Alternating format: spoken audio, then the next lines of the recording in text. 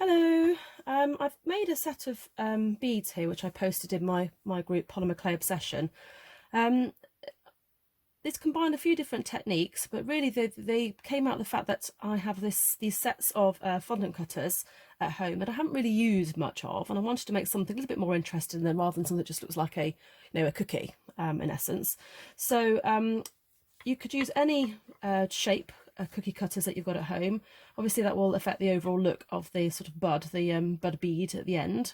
This is the one that I actually used, but there are lots of different ones to choose from. You can get them, I got quite a few of mine on eBay. You'll probably see them on places like AliExpress or Amazon, and they are quite cheap if you're patient and can wait for them to come from China. You don't have to spend an awful lot. So that's what I'm going to use. We will start off by conditioning a sheet of white polymer clay, and we'll also create a marbly blend to use for the petals on the sides of these buds.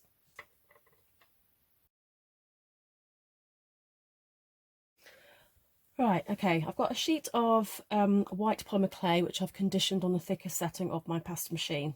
Now, to make the marble to kind of blend, all you need is a bit of any scrap clay will do, to be honest, but if you just take I've got three colours here, so I've got some purple, some turquoise and some white. Okay, I'm going to put a little bit of a glittery colour in as well, just to add a bit of interest. So all we're going to do is just squeeze these together first of all. Just make sure they're nicely joined, and what I'm going to do now is I'm just going to twist them. So I'm going to hold it on with my right hand and I'm going to twist it away from me with my left hand. If you're right-handed, you might want to do it the other way round. Okay, so you're going to keep twisting it, keep going. If it gets too long, you can just gently squeeze it back together again so it doesn't get too long. Okay, and again, always twist it in the same direction. And what this will do is it'll create like a striped effect. Okay, and then I'm just going to squeeze it back in again. Okay, I'm going to keep going now. Just going to move those out of the way for the moment. And I'm going to keep going with the twisting, because what I want it to do is all blend together. But not too much. We just need that nice little marbly effect. So you can see already we're beginning to get some stripes, but these are too broad at the moment. So again, I'm just going to gently squeeze it back together a little bit, and again carry on the same process. Just be patient, it will come together.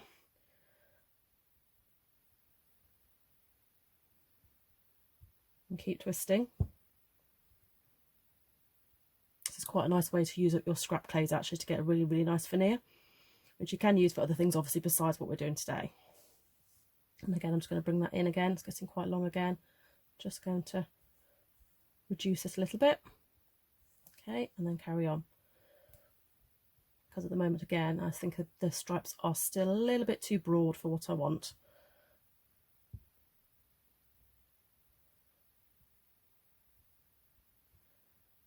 Okay, let's keep going a bit more.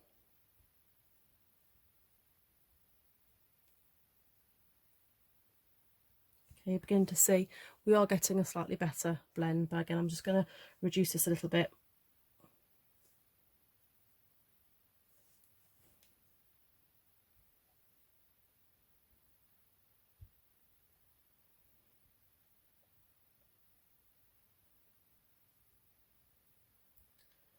Okay, we're going to see a bit more mixing of the colours now. Let me go if I just show you. There we are. If you turn it around, you can see, look, they are beginning to blend a bit more. That's quite nice there. We've got a bit more of a mix there. Okay, I'm just going to reduce it down again just by gently squeezing it between my fingers. And again, I'm going to carry on from this side again. Keep rotating it round to try and mix those colours up a little bit more.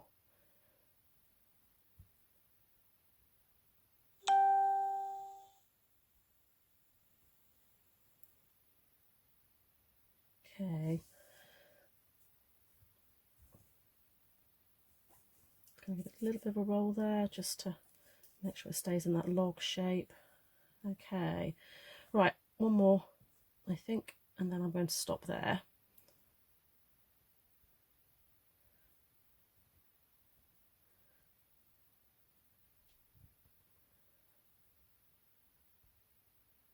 Okay, right, Now what I want to do now is just take a look at it and decide which part of this log I actually like the best, so with the best pattern.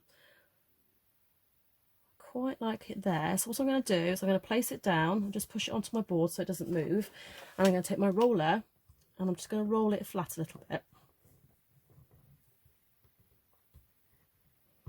So you can begin to see that there's a stripe form there. Okay, so what I'm going to do now, I'm sorry I'm going to have to go off camera for this one, I'm just going to put it through the pasta machine on the thickest setting. And there you can see already we've got a lovely mix of the different colours. Okay, what you can do when you put the log together is you can split up the colours a little bit more if you want it a bit more of an even mix. Obviously I've got quite a strong stripe of white there. Okay, again I'm going to put it back in and make it a little bit thinner. So I'm going to turn it down to number 2 on my pasta machine. Mine starts at 1. So there we go again. You can see that those bands are stretched out. I'll take it down to a number 3. And each time I'm putting this into the machine in the direction of the stripes. There's no folding going on. You just put it in straight in so that the stripes are vertical. And down to a number 4. Okay, and there we have the finished blended sheet, and this was what will go on the outside of the central bud.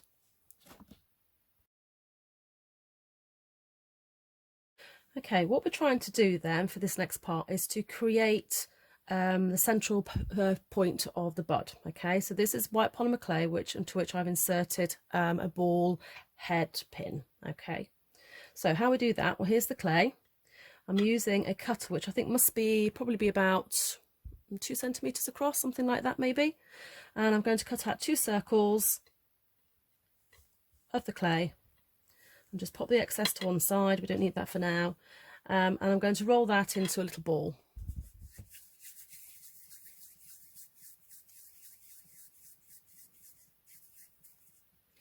Okay, so here we are, here's the ball. Now I'm going to insert the head pin, basically because I like to put these into wire work. Now you don't have to do this part, you can just leave it as a ball and create the bud without actually putting any wire in. Or if like me you want to put it in wire work, we need to create a little bend in this before we put it in, because otherwise what will happen is it will just pop out of the clay afterwards. So if I try and bring that a bit closer, hopefully you can see that. Okay, I've made a little wiggle in the wire, so that will stop it pulling out once it's cured. So what I'm going to do now is I'm going to pop that inside, and I'm just going to shape it a little bit with my fingers. Don't worry if it's not 100% white at this point. We're going to put things around it, we're going to texture it, so don't panic too much. But what we're aiming for then is to have something like this. Okay. Now put that to one side. I've got two here at the moment. So as you can see, I have cut one out of this already, but I'm just going to pop that down. What I want to do is choose an area that I like, and I'm going to use this cutter, but I'm going to try and line it up so that these points here are in the direction of the stripe. So I'm just going to pop that down. Okay, just check it's on. Yep, it's on. And what I'm going to do is push it down to cut it, but I'm also going to push down on the plunger to also impress the pattern. Okay, and then I find the best thing is actually then to remove the excess clay. So I just tilt my board slightly so you can see that a little better. There we go. Okay, now next step then is to try and highlight this detail. So there's a couple of things that you can do. What you can do is you can press your powders right into it and then use a bit of sellotape to take the excess off the top, and that means then that your detail will be in the grooves created by your plunge cutter. But what I'm going to do, I'm just going to take a pan pastel. You could probably use mica powders, normal artist pastels as well, and just with my finger very gently I'm just going to rub over it, and what it will do, you could also use a soft brush if you prefer, is just pick up that detail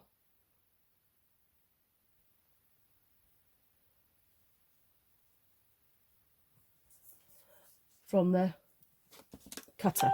Okay, so if I hold that up now, hopefully you can see that. If I bring it a bit closer, you can see that it's pulled out some of the detail that's on the cut from the cutter. Okay, Now what we need to do now is we need to place that around the central wire bud. Okay, so the easiest thing to do with that is I'm going to take this and I'm going to turn it upside down because I want this detail to be on the outside. Okay, and I'm going to press the wire through the middle. Obviously you just wrap it around if you haven't got the wire. What I found easiest to do was to press the opposite ones on first of all, so the opposite sides, and press those onto the bud so that they join. Okay, so that's the first thing, and then I can turn it and I can press those on as well.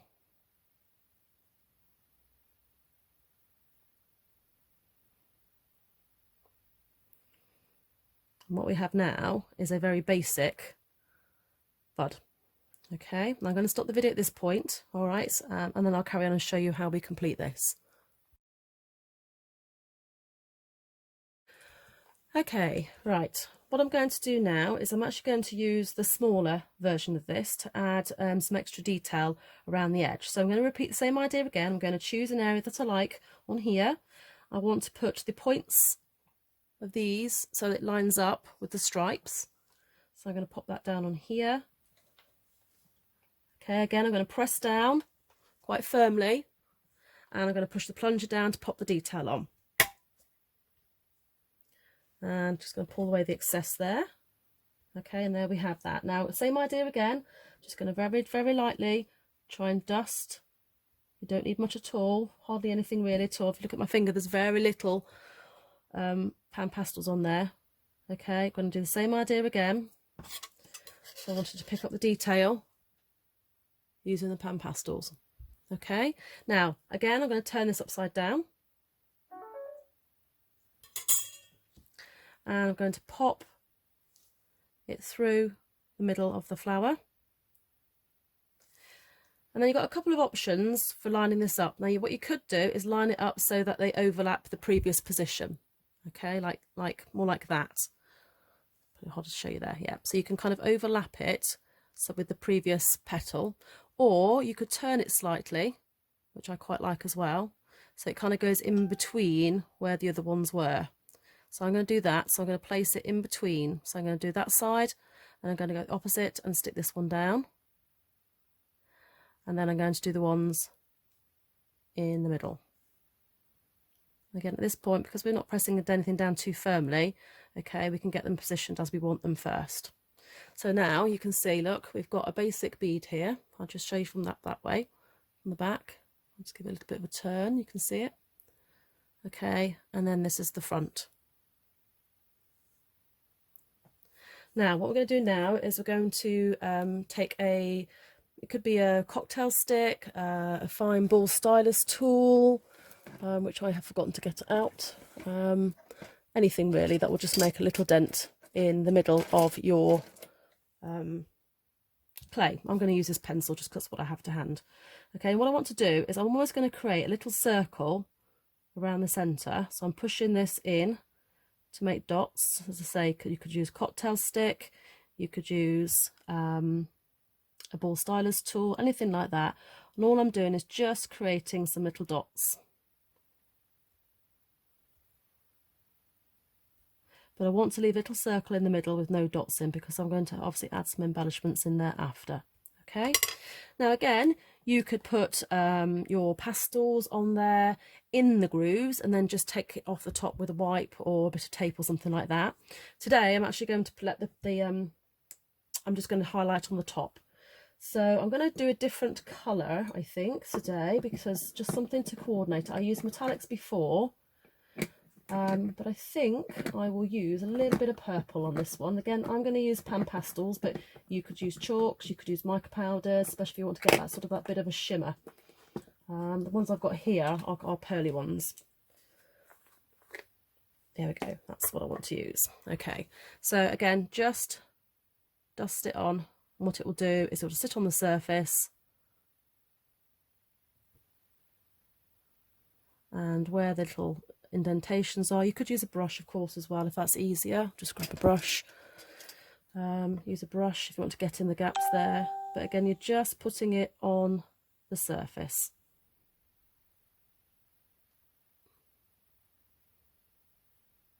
And this will bring out the There we go, look, and this will bring out the textures.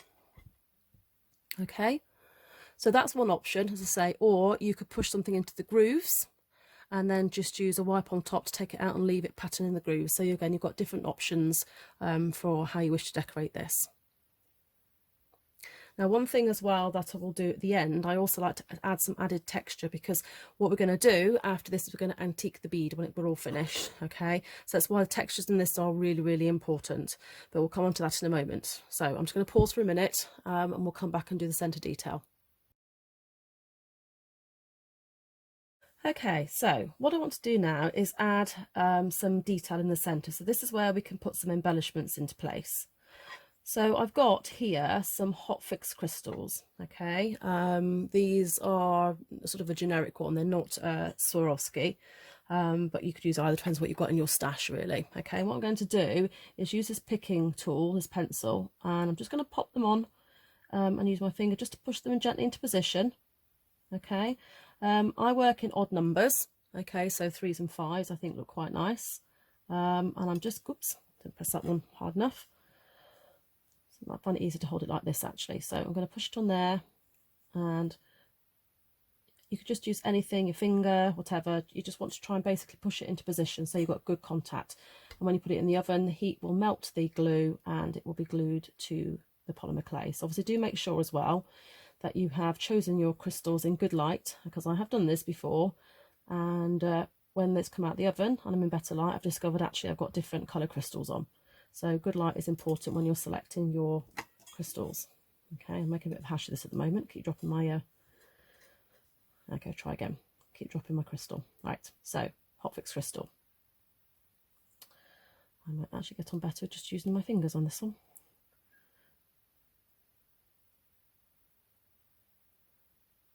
There we go, that's better. It's a bit like when you do live TV, isn't it, and things go wrong.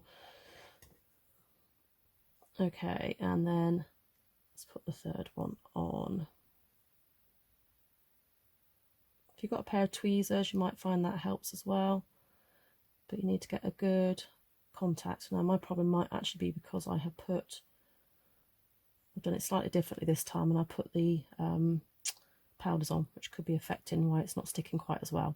So something to bear in mind is maybe not to put the powders in the centre, but they will hopefully hold. Okay, there we go. All right, so I've got those in the middle now, so I'll just bring a bit closer so you can see. And then what I'm going to do now is I've got some ball head pins. Okay, there we go. And I'm going to cut off a length of, say, maybe about 1 centimetre. So I don't need any more than that. So I'm going to cut that off, and I'm going to do that for 3 different ones. Okay, good idea to hang on to the end of the head pin when you snip the end off there, otherwise they tend to go flying, so I tend to hold the 2 ends. Okay, now we're going to need a little bend in these, because obviously if I put them in like this, they're just going to come straight out. So what I need to do now is take a tool, like a pair of pliers, and I'm just going to make a little hook. Okay, so I just turn that hopefully so you can see it. So I just made a little hook. I'm going to do that with each one. So again, I'm just going to do a little bend. So you can see there, look, there's a little hook. And with the third one again, just going to do a little bend. So you have a little hook, and that's just going to help it stay into the clay. So now, what I'm going to do with mine is I'm going to pop them in between each of these little crystals. So I'm just going to push it in as far as I want it to go. So if you can see that, and just turn it around. Pop the next one in. Again, try and push them down. Well, I like to push them down to a similar sort of length, but you might decide, hey, yours is a bit more organic and you want to have it at different lengths. You can put as many of these in as you like. The other thing you could obviously pop in is any kind of beads and things on the end of a head pin if you like. I just thought they remind me a little bit of the stamens that you get in the centre of the flowers. So there's that. Okay, now one thing I like to do now, I know we've got some texture already from the before, but I found this tool when I went to Polymania, and it's absolutely brilliant for texturing. It's very easy to get hold of. They're not very expensive, but it's great. And what I'm going to do is I'm actually going to now add more texture on the outside by just pulling these along each of the petals. Okay, and what this will do is give something for the antiquing to grab hold of and add more interest when we come to antique it after it's been cured. Okay, so I'm going to do that the upper ones and the same on the lower ones. I'm just going to rescue the bit that's just fallen off.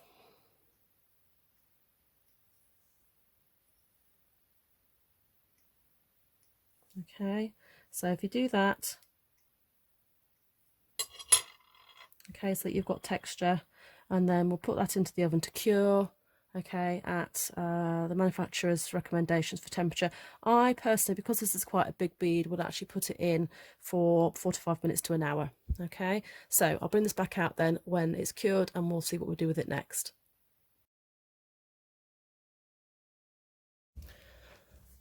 Okay, right, here we are. I just trying to bring it a bit closer so you can see it. There we go. Okay, so I've added some dots now. I've used the ball stylus tool. There we go. Okay, so I've used the ball stylus tool to put the dots in. I've done them around the edge so that I've got a circle left in the middle. Okay, so now what I'm going to do now, this time, is I'm actually going to apply the powders. I'm going to push them into the dots with my brush.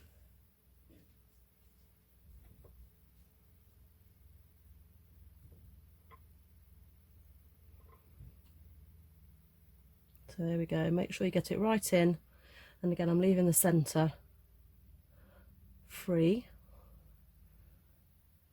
Okay, now what you can do then is take a little wipe and take the excess off the surface. I'm just going to get a slightly damper one. Okay, so use the wipe then to very gently take the pastels off the surface, and it should then leave it in the gap. Okay, hopefully you can see that a bit better.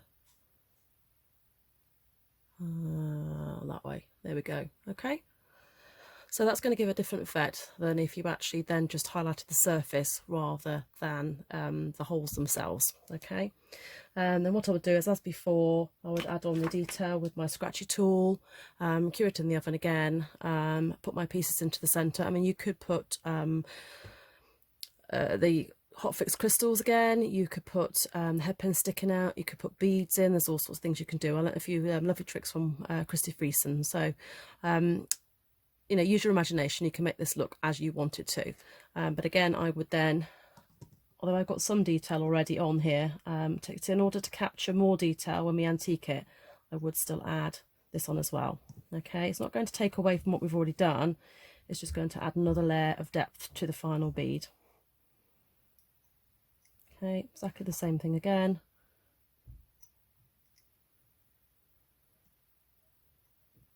And then again on the bottom set as well.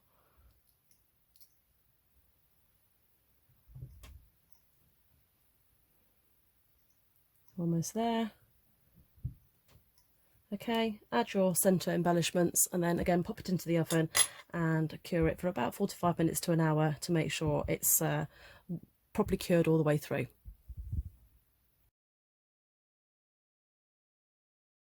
Okay, so here we have one bead that's just come out of the oven. Okay, you need to let it cool down a little bit first of all. I'm using, to antique it, I'm using a crafter's acrylic. Okay, this one is by Deco Art.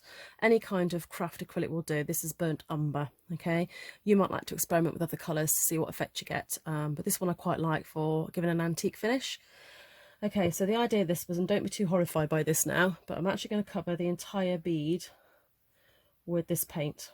And you may think, you know, you spent all that time decorating it, but what's going to happen is it's going to sit in all those little grooves and things that we've made, and then we're going to take the excess off, and it will be left in those little grooves, and it'll just bring out some of the more of that texture and just give that really nice antique finish. So I put it all around back there, so I'm now going to come onto the front. Oops, missed a bit there. Okay, and I'm actually going to come a little bit into here as well, where I put those indents with my tool, because actually some of the paint would sit quite nicely in those as well, and that again is going to add little bit more depth to the piece. Okay, so let's just do that. Okay, so that's what it looks like at the minute. All right, so we've completely covered it. Now what you want to do now is take a wet wipe, and we're going to start removing the excess paint.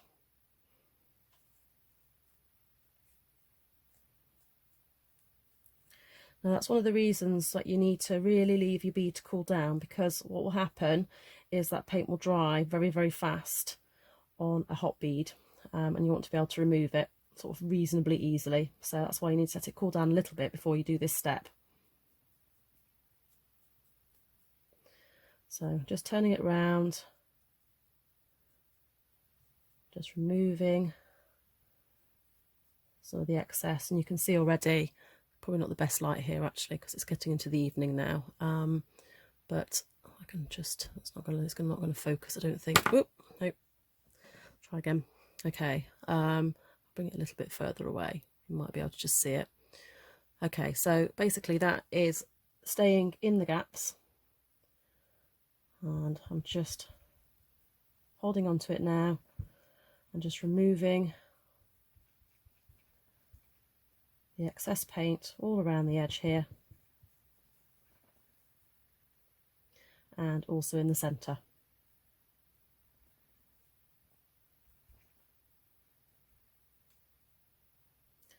And the wet wipe does that job quite well.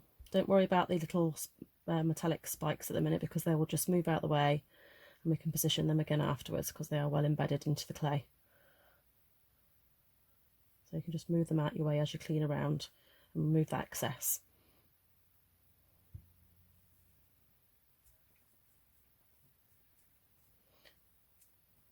What we're aiming to do is leave some of the paint behind just to highlight those details, but we don't want to leave too much, otherwise it'll make the whole thing a little bit too dark. So use your judgment, and when you think you've taken enough off, obviously then stop there.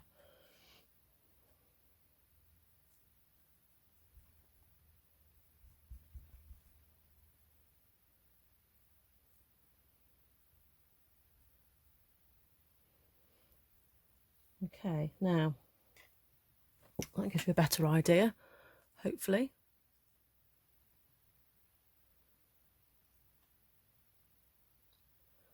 See there that it has been antique. Sorry, the light probably isn't the best now, it's getting into the evening now.